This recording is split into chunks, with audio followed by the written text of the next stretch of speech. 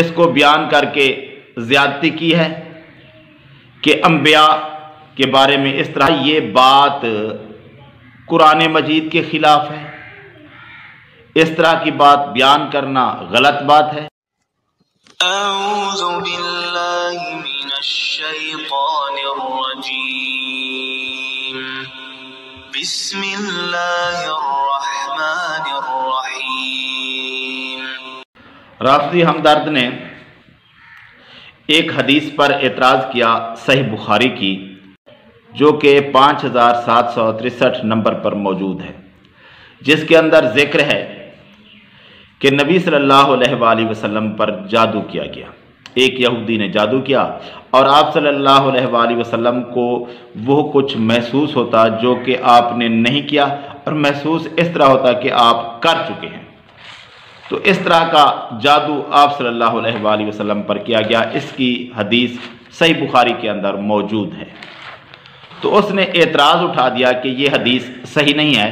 جادو ہوا تھا اور اس کا اثر اتنا تھا کہ حضور بسا اوقات کوئی کام کر چکے ہوتے اور آپ فرماتے ہیں کہ آپ نے نہیں کیا، بسا اوقات نہیں کیا ہوتا اور آپ کہتے تھے کہ میں نے کیا ہوا، یعنی اس درجے پر آپ کی حالت ہو چکی ہوتی تھی۔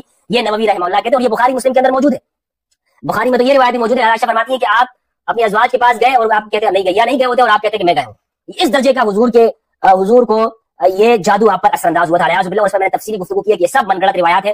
حضور کے ذہن، جسم یہ محفوظ ہے، جس طرح آپ کی روح محفوظ ہے، اسی طرح آپ کے جسم یہ بھی معصوم ہے۔ رسول اللہ صلی اللہ علیہ وآلہ وسلم، یہ کیا روایات حضور کی شان کے بارے میں بنائی ہوئی ہیں۔ بعض لوگ اور بھی اٹھاتے ہیں، جیسے احمد سعید ملتانی تھا، پہلے تقریباً اسی نے ہی اعتراض اٹھایا تھا۔ یہ لوگ تو پھر اب اسی سے پڑھ کر ہی اعتراض اٹھاتے رہتے ہیں۔ تو کیا یہ بات صحیح ہے کہ نبی صلی اللہ علیہ وآلہ وسلم کی شان کے خلاف ہے یہ حدیث؟ اور یہ امام بخاری نے اس کو بیان کر کے زیادتی کی ہے کہ انبیاء کے بارے میں اس طرح کی بات کرنا، تو کیا یہ بات قرآن مجید کے خلاف ہے؟ اس طرح کی بات بیان کرنا غلط بات ہے۔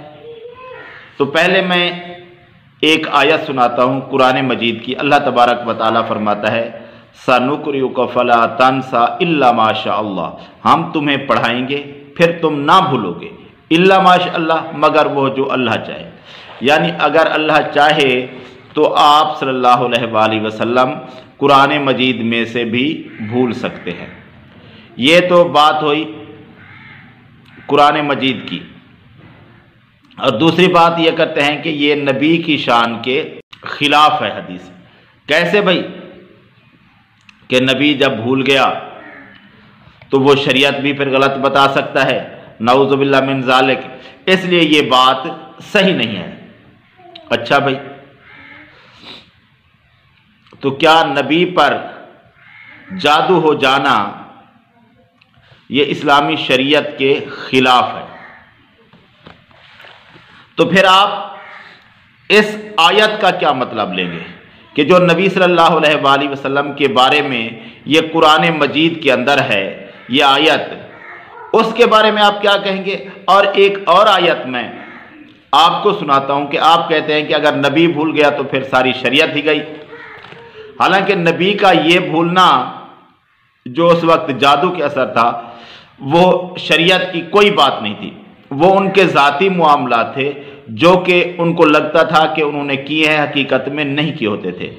اسی طرح کی آیت قرآن مجید کے اندر ایک اور بھی ہے، سورہ کہف کے اندر آیت نمبر 61 ہے کہ جب موسیٰ علیہ السلام اور ان کے ساتھی یعنی یوشع علیہ السلام دونوں دریاؤں کے سنگم پر پہنچے تو وہ اپنی مچھلی بھول گئے۔ ایک اس وقت نبی تھا، ایک کو بعد میں نبوت ملی، وہ بھی بھول گئے۔ قرآن مجید سے ثابت ہوتا ہے کہ نبی کچھ بھول سکتا ہے، اور یہ قرآن مجید بتا رہا ہے، یہ حدیث نہیں ہے کہ جس پر آپ اعتراض کرنے کے لیے دوڑ پڑتے ہیں۔ یہ قرآن ہے جو بتا رہا ہے کہ اللہ کا پیغمبر موسیٰ علیہ السلام تھا اور اس کے بعد ان کے ساتھ یوشع بن نون علیہ السلام تھے، وہ دونوں بھول گئے اپنی مچھلی کو۔ تو یہ पैगंबरों के बारे में अल्लाह तबारक व तआला ने कुरान मजीद में बता दिया कि वो भी भूल सकते हैं। इस तरह के फिर इल्ज़ामात लगाना सही हदीस पर कि ये क्योंकि पैगंबर की शान के ख़िलाफ़ है, पैगंबर की शान जो आप अपनी मर्ज़ी से बना लें वो नहीं होती। पैगंबर की शान वो है जो अल्लाह ने बयान की, जो अल्लाह के रसूल ने बयान की, वही शान होती है। जो आप अपनी मर्ज़ी से बयान करते हैं वो शान नहीं होती। अब बात ये करते हैं कि क्या नबी पर फिर जादू हो सकता है? अगर नबी पर जादू हो गया तो फिर तो बुरी बात है। कुरान मजीद इसका रद्द करता है। भाई कुरान मजीद की जो आयात आप पेश करते हैं हमें पता है, लेकिन उनका क्या मतलब है वही जो आप बयान करेंगे? नहीं, उनका मतलब वो है जो नबी बयान करेगा, और वो मतलब है जो कुरान बयान करेगा। तो कुरान की उन आयात को आपने देखा है जिनका मतलब आप अपनी मर्ज़ी से निकाल रहे हैं। कुरान की उन आयात को देखें जो वजाहत बयान कर रही है कि नबी पर जादू हो सकता है या नहीं। तो पहले सूरह आराफ की आयत है, एक आयत नंबर 116, उसके अंदर है, फिर जब उन जादूगरों ने अपनी रस्सियां फेंकी तो उन्होंने लोगों की आंखों पर जादू कर दिया और उन्हें खौफजदा कर दिया। ये सूरह आराफ के अंदर है। फिर आप कहेंगे कि लोगों पर था, नबी पर हो तो फिर बात बने ना, फिर सबूत हो, तो वो बात भी है कुरान मजीद के अंदर। सूरह तौहा के अंदर आयत नंबर 66-67 के अंदर है कि मूसा अलैहिस्सलाम ने फरमाया तुम ही डालो। फिर उनके सहर के असर से मूसा अलैहिस्सलाम को ख्याल गुजरने लगा कि उनकी रस्सियां और लाठियां यकदम दौड़ने लग गई हैं, यानी वो सांप बन गए, रस्सियां और लाठियां दौड़ रही हैं। मूसा अलैहिस्सलाम को इस तरह महसूस हुआ। कैसे महसूस हुआ? जादू के असर की वजह से। फिर मूसा अलैहिस्सलाम ने अपने दिल में खौफ महसूस किया। ये कौन है? मूसा अलैहिस्सलाम है। कहाँ है इसकी दलील? कुरान मजीद के अंदर है। तो कुरान मजीद ये बता रहा है कि मूसा अलैहिस्सलाम पर जो अल्लाह का पैगंबर था उन पर जादू ने असर किया था। इसी तरह नबी सल्लल्लाहु अलैहि वसल्लम पर जादू का असर हुआ था। ये हदीस बता रही है, वो कुरान बता रहा है और ये हदीस बता रही है। तो ना कुरान का रद्द किया जा सकता है ना हदीस का रद्द किया जा सकता है।